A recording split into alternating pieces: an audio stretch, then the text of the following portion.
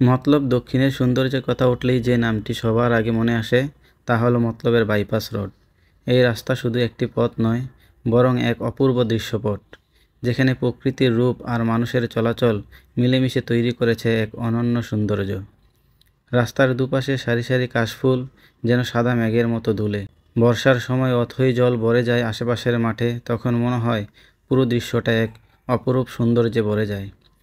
এই bypass road ধরে চলতে চলতে চোখে ভেসে ওঠে গ্রামীণ সৌন্দর্যের এক চিরচেনা চিত্র, যা শহরের কোলাহল থেকে একেবারেই আলাদা। এই সড়ক সরাসরি যুক্ত করেছে মতলব উত্তর দাউদকান্দি হয়ে ঢাকা শহরের সাথে।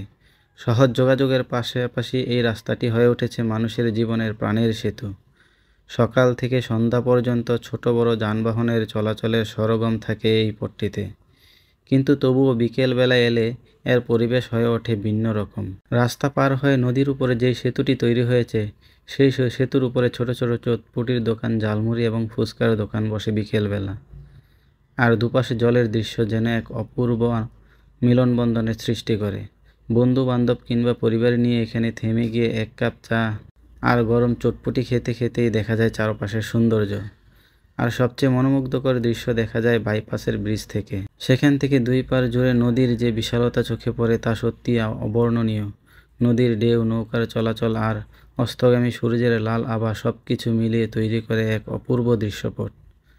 মতলবের বাইপাস রোড তাই শুধু চলাচলের জন্য নয়, এটি মতলবের মানুষের হৃদয়ের একটি অংশ। প্রতিদিনের ব্যস্ততার মাঝেও এই রাস্তায় চলতে গিয়ে যে সৌন্দর্য দেখা যায়, তা মনের ভেতরে এনে দেয় প্রশান্তির আর আনন্দ। প্রকৃতির টানে, সৌন্দর্যের টানে কিংবা স্রেফ ভ্রমণের ইচ্ছেতে যে কেউ যদি একবার এই বাইপাস রোডে আসে, তবে সে মুগ্ধ না হয়ে পারবেই না।